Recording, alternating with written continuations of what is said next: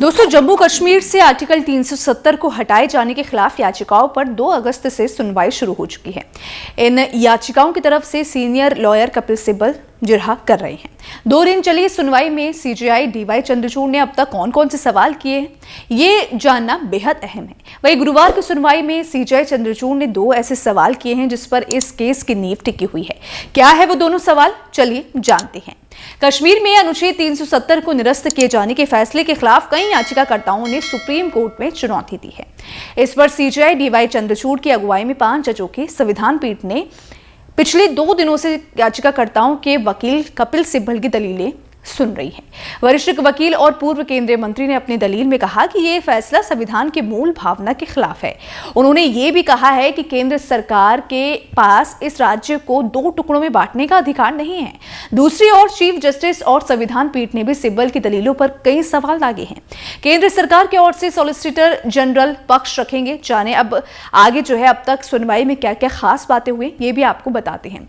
Article 370 निरस्त किए जाने पर वरिष्ठ वकील कपिल सिब्बल ने सुप्रीम कोर्ट में कहा कि जम्मू कश्मीर का संविधान कहता है कि अनुच्छेद 370 में संशोधन या निरस्तीकरण के लिए भी कोई भी विधेयक विधानसभा में पेश नहीं किया जा सकता।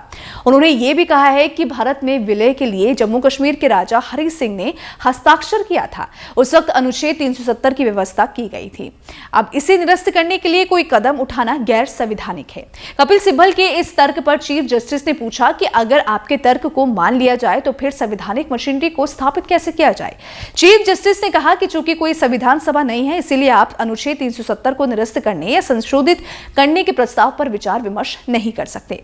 ऐसा नहीं हो सकता। इसके अलावा बेंच में मौजूद जस्टिस संजीव कौल ने भी कपिल सिब्बल के तर्क पर सवाल उठाया और कहा कि संविधान एक जीवंत दस्तावेज है। अगर पूरा कश्मीर चाहता है कि क्या आपका कहना है कि अनुच्छेद 370 इसे बदलने की कोई व्यवस्था नहीं है, तब भी आप ऐसा नहीं कर सकते हैं। जबकि हर कोई ऐसा चाहता है कि अनुच्छेद 370 पर सुनवाई कर रही संविधान पीठ में सीजेआई के साथ justice Sanjay Kishan Kaul, justice Sanjiv Khanna, justice BR Gavai और जस्टिस सूर्यकांत भी शामिल है।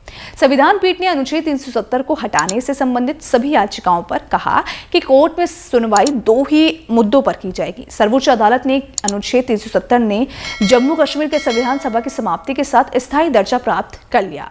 तो यहाँ पर यह सवाल हर किसी के मन में है, इसे निरस्त करने के लिए अपनाई गई प्रक्रिया वैध थी, ये भी सवाल पूछा गया और इन दोनों ही मुद्दों को सुनवाई के लिए योग्य माना है। तो देखिए, इस तरीके के हालांकि सवाल किए गए कपिल सिब्बल से। इन सवालों को लेकर आप क्या सोचते हैं, आपकी क्या राय है?